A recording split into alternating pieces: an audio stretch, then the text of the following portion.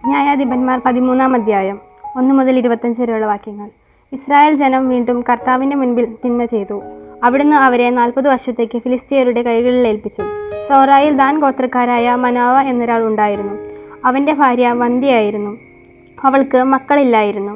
കർത്താവിൻ്റെ ദൂതൻ അവൾക്ക് പ്രത്യക്ഷപ്പെട്ടു പറഞ്ഞു, നീ വന്ധ്യയാണ്, നിനക്ക് മക്കളില്ല. നീ ഗർഭം ധരിച്ച് ഒരു പുത്രനെ പ്രസവിക്കും. അതുകൊണ്ട് നീ സൂക്ഷിക്കണം. വീഞ്ഞോ വീര്യമുള്ള പാനീയങ്ങളോ കുടിക്കരുത്. അശുദ്ധമായുള്ളതൊന്നും ഭക്ഷിക്കരുത്. നീ ഗർഭം ധരിച്ച് ഒരു പുത്രനെ പ്രസവിക്കും.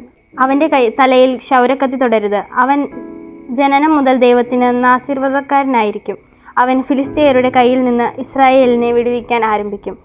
അവൾ ഭർത്താവിനോട് പറഞ്ഞു, ഒരു ദേവപുരുഷൻ എൻ്റെ അടുത്ത് വന്നു. അവൻ്റെ മുഖം ദേവദൂതൻ്റേതുപോലെ പേടിപ്പെടുത്തുന്നതായിരുന്നു. എവിടെ നിന്ന് വരുമെന്ന് അവനോട് ഞാൻ ചോദിച്ചില്ല. അവൻ പേര് പറഞ്ഞതുമില്ല. അവൻ എന്നോട് പറഞ്ഞു, നീ ഗർഭം ധരിച്ച് ഒരു പുത്രനെ പ്രസവിക്കും. വീഞ്ഞോ വീര്യമുള്ള പാനീയങ്ങളോ കുടിക്കരുത്. അശുദ്ധമായതൊന്നും ഭക്ഷിക്കുകയും അരുത്. ബാലൻ ആജീവനാന്തം ദൈവത്തിന് ആശീർവദനക്കാരനായിരിക്കും. മനാവ കർത്താവിനോട് പ്രാർത്ഥിച്ചു, കർത്താവെ, അങ്ങ് അയച്ച ദേവപുരുഷൻ വീണ്ടും ഞങ്ങളുടെ അടുക്കൽ വന്ന് ജനിക്കാനിരിക്കുന്ന ശിശുവിനു വേണ്ടി ഞങ്ങൾ എന്താണ് ചെയ്യേണ്ടതെന്ന് അറിയിക്കാൻ ഇടയാക്കണമേ. മനോവയുടെ പ്രാർത്ഥന ദൈവം കേട്ടു. വയലിലായിരിക്കുമ്പോൾ ദേവദൂതൻ വീണ്ടും സ്ത്രീയുടെ അടുത്ത് വന്ന് ഭർത്താവായ മനാവ അവളോട് കൂടി ഉണ്ടായിരുന്നില്ല. അവൾ പെട്ടെന്ന് ഓടിച്ചെന്ന് ഭർത്താവിനോട് പറഞ്ഞു, എൻ്റെ അടുത്ത് കഴിഞ്ഞ ദിവസം വന്നയാൾ വീണ്ടും പ്രത്യക്ഷപ്പെട്ടിരിക്കുന്നു. മനാവ എഴുന്നേറ്റ് ഭാര്യയുടെ പിന്നാലെ ചെന്ന് അവനോട് ചോദിച്ചു, ഇവളോട് സംസാരിച്ചവൻ നീയോ?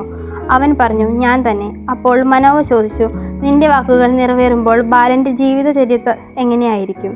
അവൻ എന്താണ് ചെയ്യേണ്ടത്? കർത്താവിൻ്റെ ദൂതൻ മനോവയോട് പറഞ്ഞു, ഞാൻ സ്ത്രീയോട് പറഞ്ഞതെല്ലാം അവൾ പാലിക്കട്ടെ. മുന്തിരിയിൽ നിന്നുള്ളതൊന്നും അവൾ ഭക്ഷിക്കരുത്. വീഞ്ഞോ ലഹരി പദാർത്ഥമോ കുടിക്കരുത്. അശുദ്ധമായതൊന്നും തിന്നുകയും അരുത്.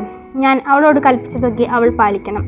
മനോവ കർത്താവിൻ്റെ ദൂതനോട് പറഞ്ഞു, ഞാൻ ഒരു ആട്ടിൻകുട്ടിയെ പാകം ചെയ്യുന്നതുവരെ നിൽക്കണമേ. കർത്താവിൻ്റെ ദൂതൻ പറഞ്ഞു, നീ പിടിച്ചു നിർത്തിയാലും നിന്റെ ഭക്ഷണം ഞാൻ കഴിക്കുകയില്ല.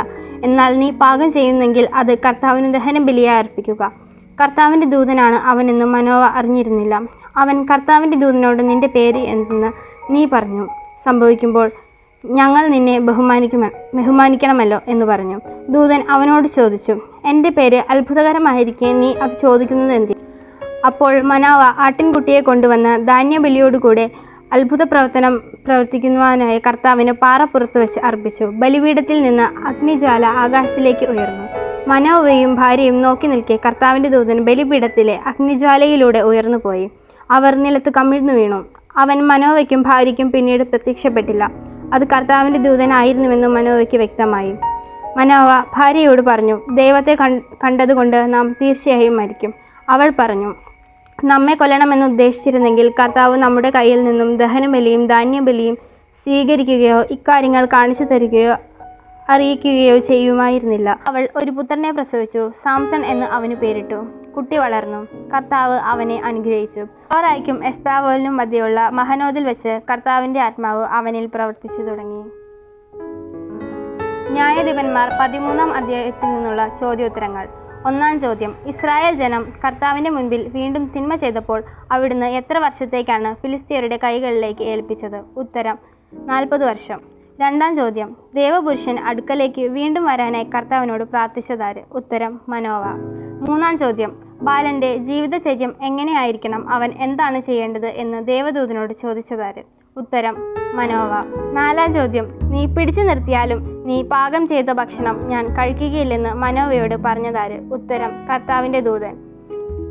5-ാം ചോദ്യം, എൻ്റെ പേര് അത്ഭുതകരമായിരിക്കെ നീ അത് ചോദിക്കുന്നതെന്തിന് എന്ന് ആരോടാണ് പറഞ്ഞത്? ഉത്തരം, ദേവദൂതൻ മനോവയോട്.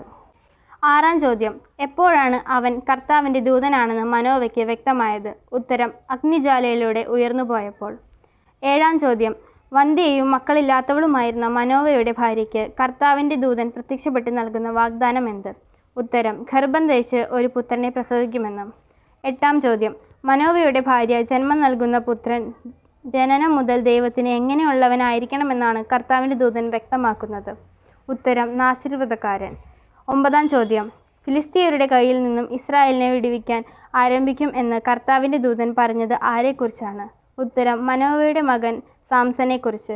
10-ാം ചോദ്യം, സാംസന്റെ പിതാവായ മനോവയുടെ ഗോത്രമേത്? ഉത്തരം, ദാൻ ഗോത്രം.